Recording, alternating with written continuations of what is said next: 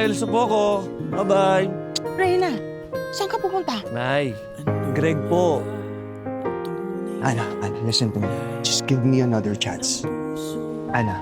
Ito at tibok ay di alam kung ako ano ba ang wasto.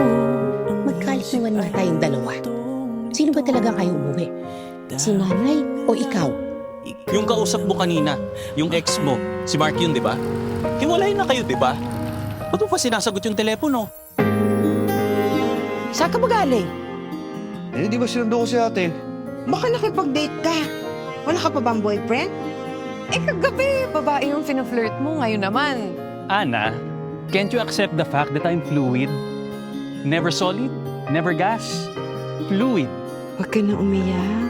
Tutan, magkasama tayong dalawa. I have to take this flight. Ha? Akala ko ba naka-leave ka? Wait lang, may naisip ako. Pwede ba akong tulungan ulit? Alam mo, ito pala yung sinasabing tulong ng boyfriend mo. Boyfriend? Hindi ba? Ikaw at ako'y Biglaan lang din yung pagpunta ko dito eh. Parang I just felt so choked up. I needed air. Ikaw, ba't ka ba dito nag-relocate? ano mang Thank you ulit sa pagsama sa akin. laman ang puso mo, sana tanging ako. Hindi nga ako nakakapasyal dito sa Siargao eh. Kaya kung kailangan mo kasama, tawagan mo lang ako. Samahan kita. Oh, ano naman nakain mo? Ha? Eh, mukhang masaya ka ata. Tama ba yun? Di mo nga siya masyadong kilala tapos ginawa mo siyang tour guide ko? Date ka na naman ng date, ha? Was that a date? Bawal ba may pag-date?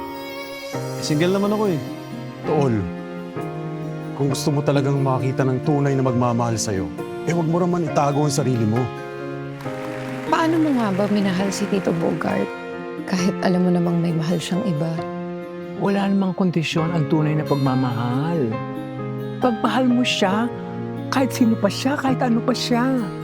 So meaning to say, pwede ka ma-inlove sa lesbian, Kahit sa baliw. sa fluid. Talaga wala nang pag-asa